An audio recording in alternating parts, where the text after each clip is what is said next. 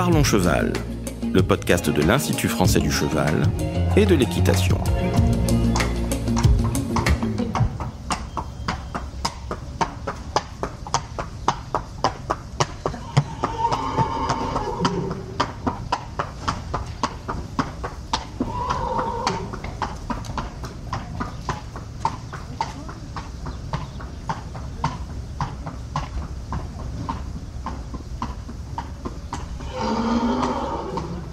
Bonjour, je suis Laurent Vigneault de l'Institut français du cheval et de l'équitation. Aujourd'hui, on vous parle de la médiation équine et pour ça, je reçois Patrice Éco. Bonjour Patrice. Bonjour. Alors Patrice, tu es ingénieur de projet et développement sur la thématique de la médiation équine, titulaire d'un DU Relations d'aide par la médiation animale et depuis 2 ans, tu animes un groupe de travail réunissant des professionnels de la médiation équine et des chercheurs. Ceci pour mieux diffuser la connaissance sur cette thématique et développer de nouveaux projets. Alors, déjà, je voudrais que tu nous situes le contexte de la médiation équine parce que c'est un petit peu particulier, je crois. Alors, la médiation équine est très à la mode en ce moment. Il y a un certain engouement régulièrement dans la presse régionale. On voit des articles sur telle ou telle personne qui s'installe. Et il y a un risque de confusion parce que toutes les personnes n'ont pas la même expérience, la même formation, peuvent proposer des choses très très variées.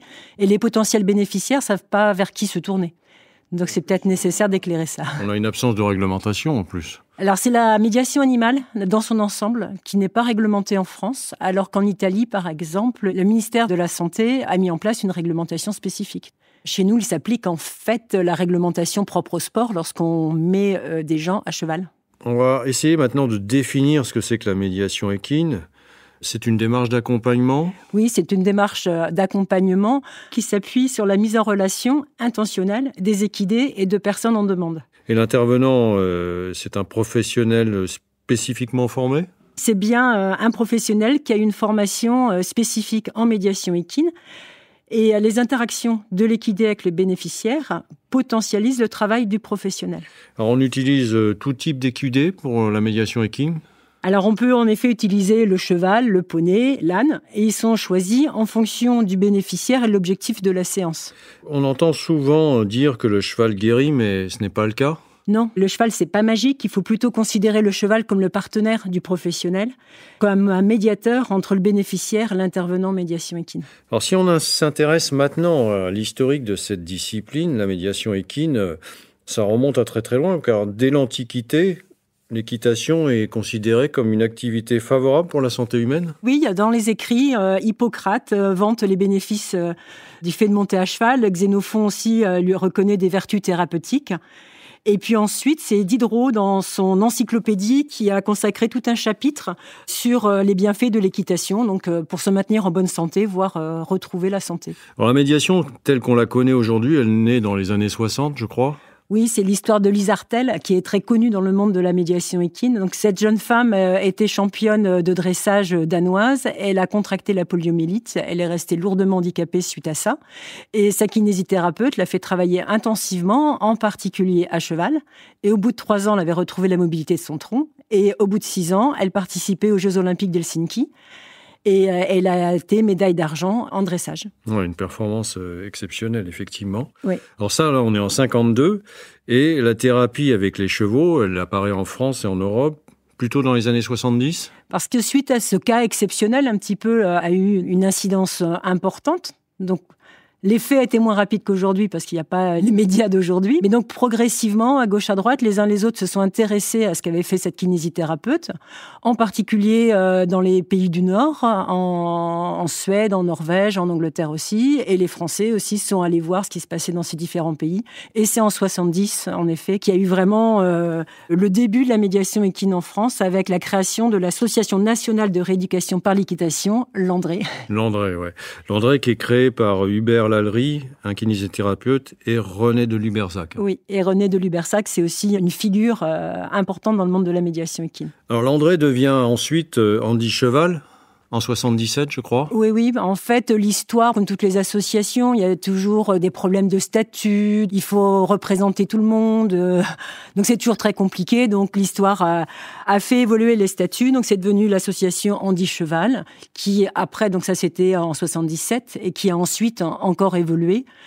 Parce qu'Andy Cheval était surtout basé sur la monte à cheval et l'effet du mouvement du cheval.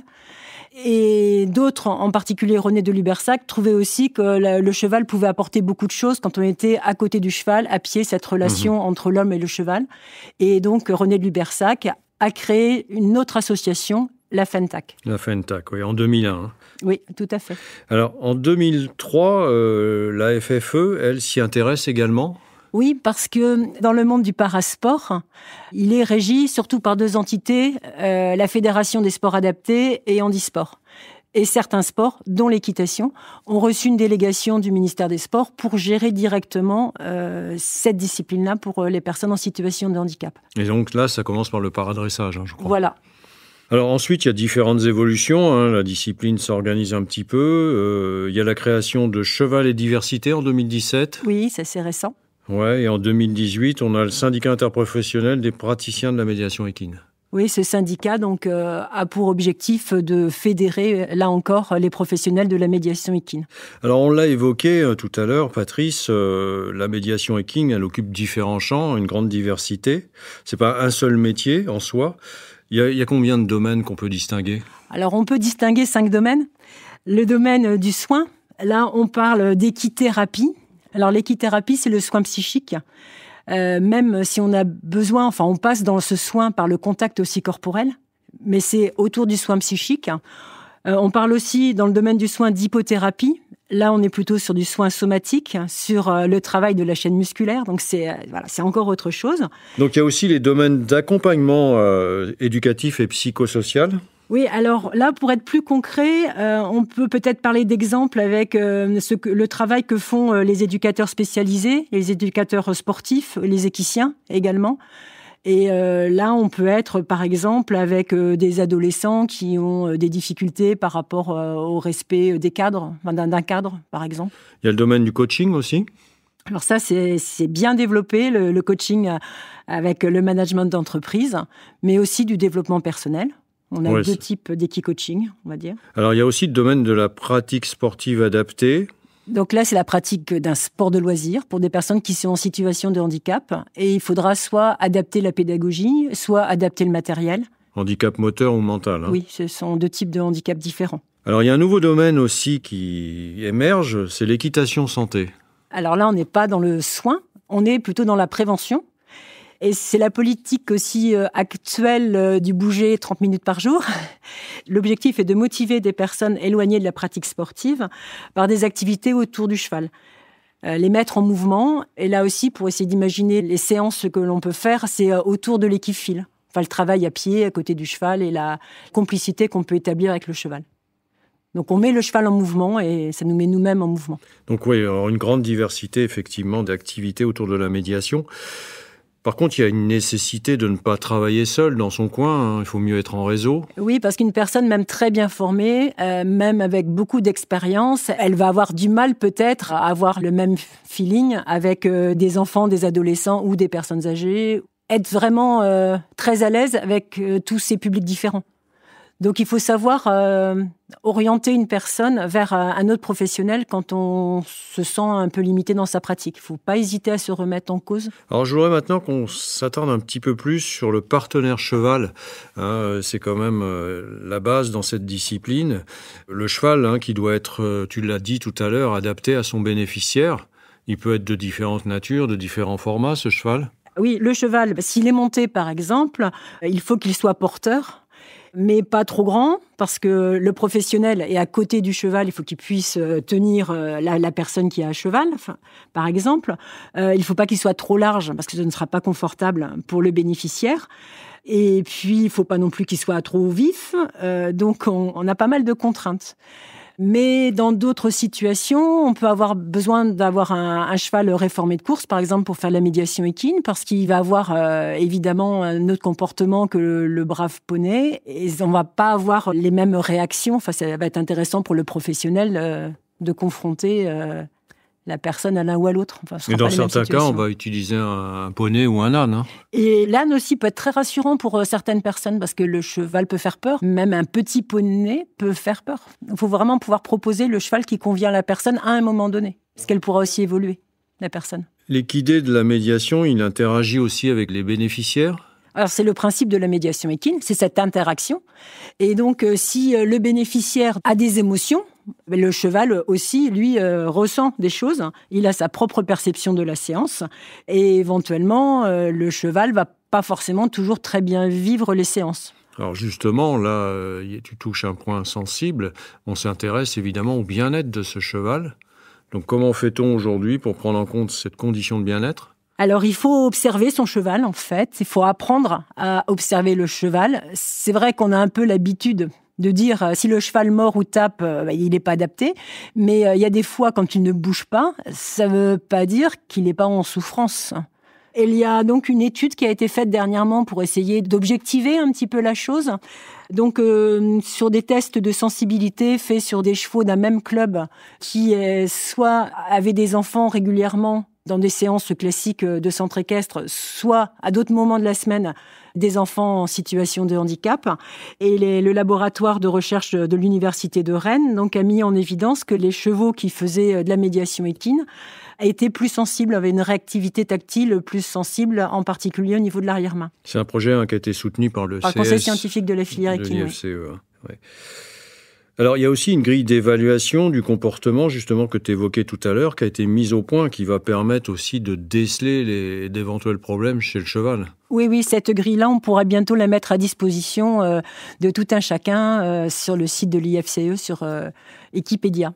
Alors, on a fait un petit peu le tour de ce que c'était que la médiation, mais cette médiation, elle existe maintenant depuis un certain nombre d'années, tu l'as dit, et elle connaît quand même de très bons résultats qui ont été démontrés. Tu as quelques exemples à nous citer ? Alors, pour les enfants atteints de troubles du spectre autistique, c'est en effet utilisé depuis plusieurs années et beaucoup d'études scientifiques ont montré l'efficacité de ces séances et en particulier sur le comportement et les interactions, la communication, les habiletés sociales, les compétences cognitives, la régulation émotionnelle, l'autonomie et le bien-être de ces enfants. Et dans certains départements, les maisons départementales des personnes handicapées, ce qu'on appelle les MDPH, remboursent les séances d'équithérapie. Donc ça montre que c'est un accompagnement des enfants qui a des effets reconnus. Des effets reconnus, oui. Et l'intérêt de l'hypothérapie, elle est par ailleurs largement documentée. Alors c'est plus récent en France, l'hypothérapie. Ça s'est développé à un moment donné au Canada, en Suisse aussi. Et le cheval monté, en effet, offre aux patients un mouvement tridimensionnel et qui reproduit le mouvement de la marche de l'humain. Et pour des personnes qui sont lésées au niveau de la moelle épinière, ça les aide, ça redonne des impulsions. Et ça permet ensuite, dans le cadre de la rééducation, d'améliorer la qualité de la marche, la vitesse de la marche et puis la force musculaire de ces personnes. Alors il y a également des travaux récents qui datent de 2023 qui ont démontré, ce qu'on savait déjà un petit peu, mais l'intérêt de la médiation sur la maladie d'Alzheimer. Oui, alors là, c'est une étude qui comparait un groupe de personnes âgées atteintes de la maladie d'Alzheimer qui avaient des séances autour du cheval, comparé à un groupe qui avait des séances sur le thème de la musique. Et là, il a été donc montré une diminution significative des affects dépressifs et des troubles du comportement, ainsi qu'une augmentation des interactions sociales entre les résidents. Le cheval s'est fait beaucoup parler.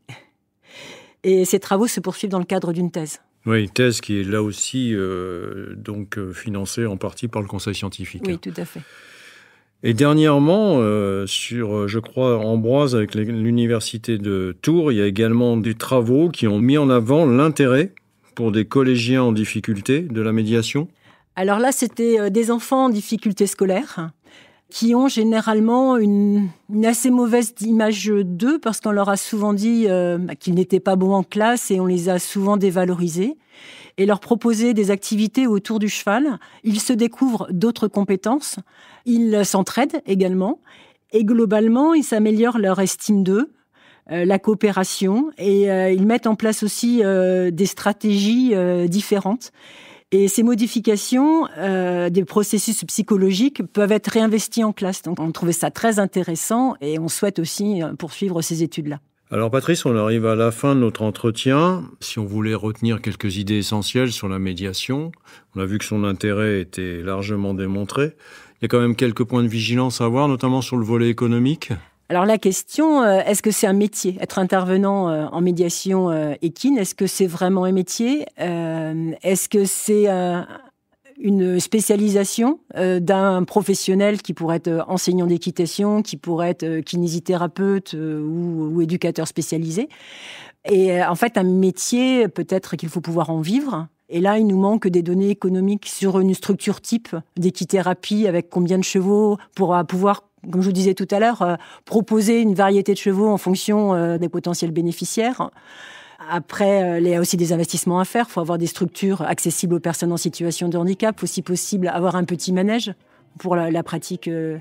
Oui, et puis on a des chevaux à entretenir, hein. Oui, et ces chevaux à entretenir donc dans de bonnes conditions, hein, parce que ces chevaux-là, quand on a un hiver comme on a eu cette année, par exemple, il faut avoir les moyens de pouvoir les mettre au sec aussi. Oui, des chevaux dont il faut tenir compte du bien-être, hein. Tu as bien insisté là-dessus tout à l'heure.